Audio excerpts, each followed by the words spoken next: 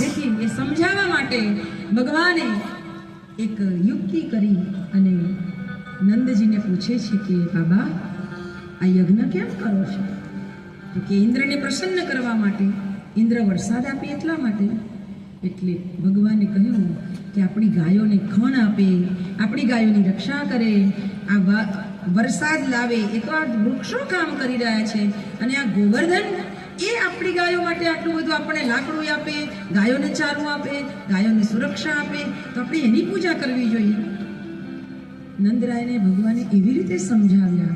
એટલે નંદજીએ કહ્યું કે મારે તો પંચ ભેગું કરવું પડે, પંચની મરજી હોય તો જ આપણે આ બદલી શકીએ. આ વખતે યજ્ઞ બંધ રાખીએ અને આ વખતે આપણે ગોવર્ધનની પૂજા કરીએ. ભગવાન ઈચ્છતા હતા, એનો મતલબ કોઈ એ પણ ન સમજે કે યજ્ઞ ન કરવા અને આ જ કરવાનું. ભગવાને સમયે સમયે યજ્ઞ પણ કર્યા છે, પણ ઇન્દ્રને માટે થઈને યજ્ઞ કરવો એ વાત ખોટી છે એ સમજાવવા માટે થઈ, અને પર્વતોની પણ રક્ષા થવી જોઈએ એ વાત સમજાવવા માટે થઈ અને ભગવાન ગોવર્ધનનાથની પૂજા કરવાનું કહે છે. પંચ ભરવામાં આવી, પંચની સામે ભગવાને વાત રજૂ કરી તો બધા જ માની ગયા, કારણ કે આ તો ભગવાનના મુખમાંથી નીકળતી વાત કોણ ના માને? બધા માની ગયા, અને બધા માની ગયા એટલે બધા ખુશ થયા.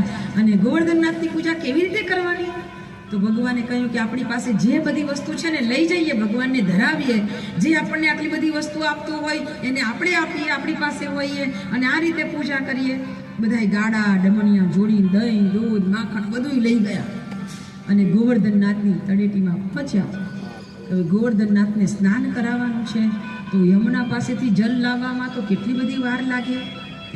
તો ભગવાને લીલા કરી અને માનસી ગંગા લહેરાતી કરી દીધી. આ માનસી ગંગામાંથી જલ લઈ ગોવર્ધનનાથને સ્નાન કરાવે છે. આવો આપણે ગોવર્ધનનાથની પૂજાનો ક્રમ અહીંયા સંપન્ન કરીશું.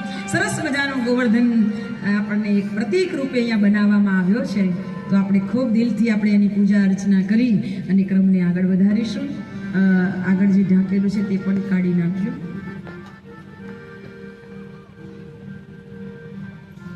નીચે જ લઈ લો ને, નીચે બેસી. હા, વાંધો.